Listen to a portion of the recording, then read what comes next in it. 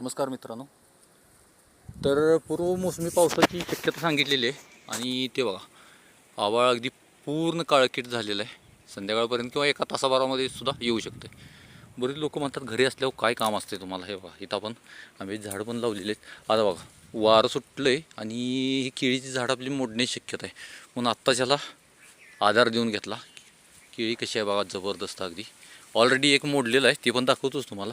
हे बघा हा दुसरा केळीचा घड आहे. ॲक्च्युली चिपची केळी आहे बघा, कसले रप्पा रप्प भरल्यात. आलंच त्याचे दिवस काढायचे आल्यातच, 4-8 दिवसात पिकतीलच आता असं आहे. आणि आपली